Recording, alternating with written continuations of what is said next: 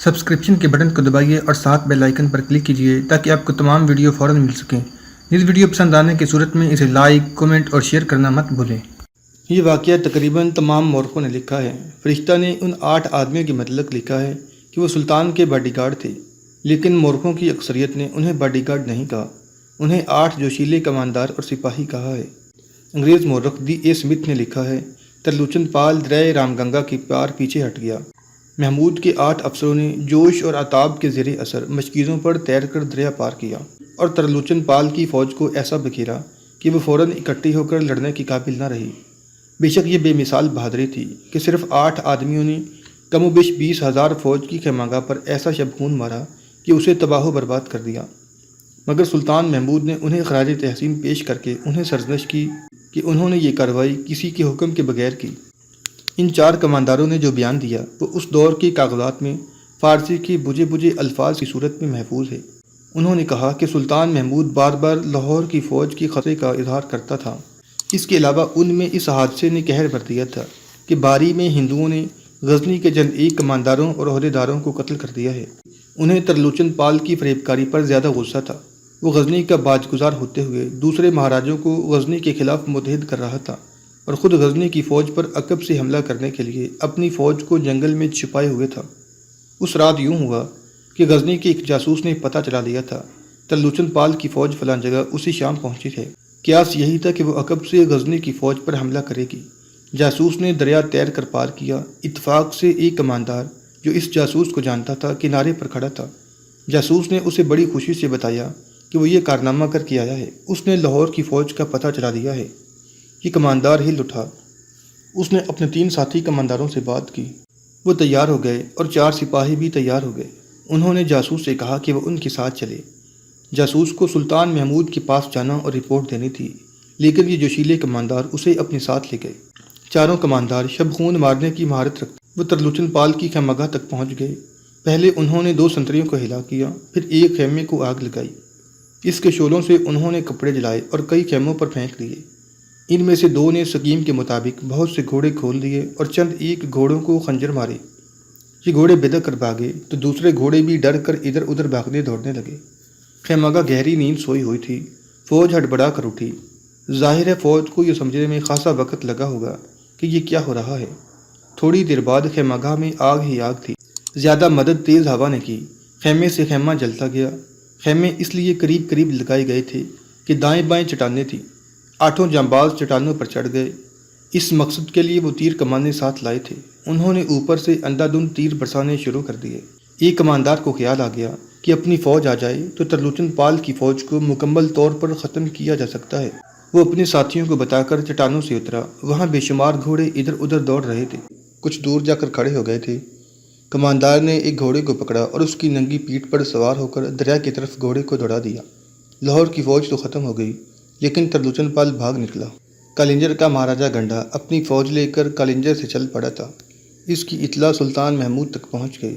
اس نے اپنی فوج کو کوچ کا حکم دے دیا۔ وہ کنور سے چلا تھا اور اس کا رخ کالنجر کی طرف تھا۔ راستے میں اسے اطلاع ملی کہ گنڈا کی فوج دریائے جمنا کی پار آئی ہے۔ سلطان محمود نے راستے میں 2 پڑاؤ کیے اور تقریباً 100 میل فاصلہ طے کر گیا۔ اس سے 20-22 میل آگے الہ آباد ہے، جہاں دریائے گنگا اور جمنا مل کر ایک دریا ہو جاتی ہیں۔ گنڈا کی فوج بڑی آ رہی تھی اور غزنی کی فوج سے 3-4 میل دور رک گئی۔ یہاں آ کر سلطان محمود کا وہ دشمن بیدار ہونے لگا جو اس کے ساتھ غزنی سے آیا تھا۔ یہ عورتیں تھیں جو فوج کے ساتھ تھیں۔ پہلے وہ اس طرح الگ الگ تھیں کہ کئی عورتیں ایک دوسرے کو دیکھ بھی نہ سکتی کہ کون کون ساتھ آئی ہے۔ رات کا وقت تھا۔ امرین اپنے خیمے سے نکلی اور ٹہلتے ٹہلتے ذرا پرے نکل گئی۔ اسے خسر پھسر سنائی دی۔ رات چاندنی تھی۔ اسے کچھ شک سا ہوا۔ وہ دبے پاؤں چھپ چھپ کر آگے بڑھی۔ اسے ایک عورت کی آواز سنائی دینے لگی جو بڑی صاف تھی۔ اب زیادہ انتظار نہیں کرنا چاہیے، عورت کہہ رہی تھی۔ لاہور کی فوج تو دھوکے میں ماری گئی ہے۔ اب تم بتاتے ہو کہ ایک مہاراجہ کی فوج آ رہی ہے۔ ان گاڑی بانوں میں سے 2 کو بھیج دو تاکہ مہاراجہ کی فوج کے ساتھ رابطہ ہو جائے۔ باقی کام لڑائی شروع ہوتے ہی کریں گے۔ میں نے سب کو خبردار کر دیا ہے، ایک آدمی نے کہا۔ میں ہمیشہ کے لیے تمہاری ہوں، عورت نے کہا۔ اسے تو برائے نام خاوند بنا رکھا ہے۔ کوئی آ رہا تھا۔ اس عورت کے ساتھ جو آدمی تھا وہ جلدی سے کھسک گیا۔ امرین بھی وہاں سے ہٹ آئی، لیکن اس نے نظر رکھی کہ وہ عورت کدھر جاتی ہے۔ وہ ادھر ہی آ رہی تھی جہاں عورتوں کے خیمے تھے۔ امرین ایک جھاڑی کے پیچھے بیٹھ گئی۔ وہ عورت قریب آئی تو امرین اٹھ کھڑی ہوئی۔ وہ اس عورت کو دیکھ کر حیران رہ گئی۔ دوشین، امرین نے اسے چاندنی میں پہچانتے ہوئے کہا، شاید مجھے غلطی لگ رہی ہے۔ امرین ہو تم؟ دوشین نے کہا۔ تم یہاں کس کے ساتھ آئی ہو؟ اسی کے ساتھ آئی ہوگی جس کے ساتھ بھاگی تھی۔ تم بھی تو بھاگ کے آئی ہوگی، امرین نے کہا۔ کسی اہل خانی لڑکی کا غزنی کی فوج کے ساتھ ہونا حیران کن لگتا ہے۔ کون ہے تمہارا خاوند؟ رجب بھائی جان، دوشین نے کہا۔ کماندار ہے؟ رجب سلجوقی کا ہونا، امرین نے کہا۔ میں اسے جانتی ہوں، اسی سے مل کے آ رہی ہوں۔ میں کسی سے بھی مل کے نہیں آ رہی، دوشین نے کہا۔ امرین ہنس پڑی اور بولی، میں جانتی ہوں وہ رجب نہیں تھا۔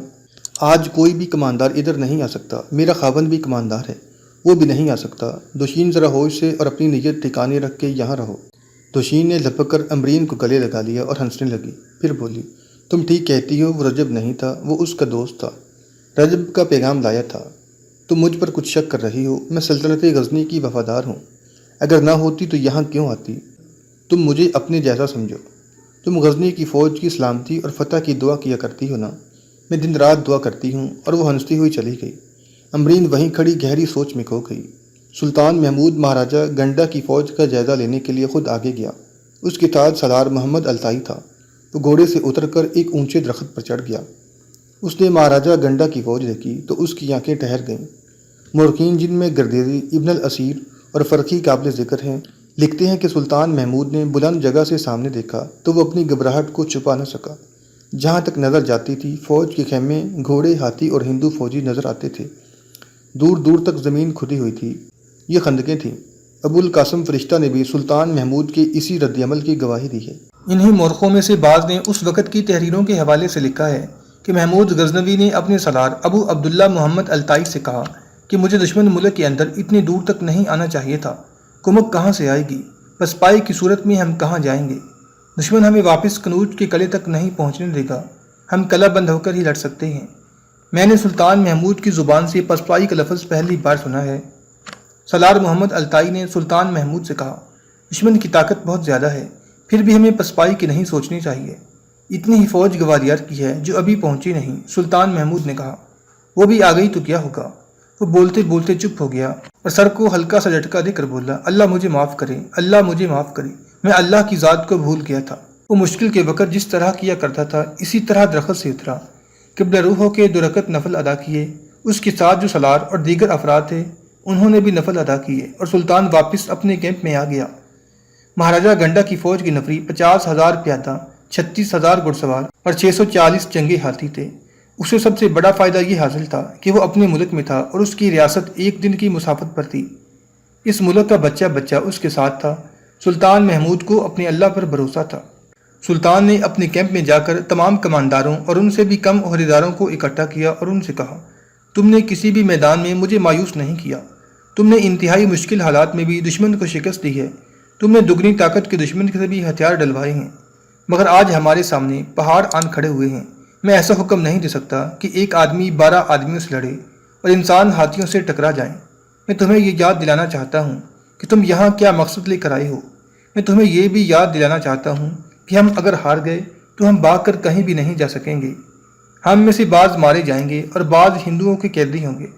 ہندو غزنی کے قیدیوں سے اپنی ہر ایک شکست کا انتقام لے گا، اپنے بتوں کی توہین کا انتقام لے گا اور سب سے بڑا نقصان اسلام کو پہنچے گا۔ ہندو مہاراجے غزنی پر چڑھ دوڑیں گے، تم نہ ہوئے تو انہیں روکنے والا کوئی نہ ہوگا۔ ہمارا ملک ان کا ہوگا، ہماری بیٹیاں ان کی ہوں گی اور ہندو سلطنت غزنی کو جو اسلام کا مرکز ہے بت خانہ بنا دیں گے۔ آگے یہودی اور نصرانی ہیں جو پہلے ہی ہمارے مسلمان عمراء اور حکمرانوں کو درپردہ مدد دے کر ہماری جڑیں کھوکھلی کر رہے ہیں۔ اگر ہندو ہمارے ملک میں پہنچ گئے تو تمام کفار متحد ہو کر خانہ کعبہ تک پہنچ جائیں گے۔ پھر ہم اللہ کے حضور روسیہ پیش ہوں گے۔ آج تمہیں اللہ کے حکم سے لڑنا ہے، اللہ کا نام زبان پر لے کر لڑنا ہے۔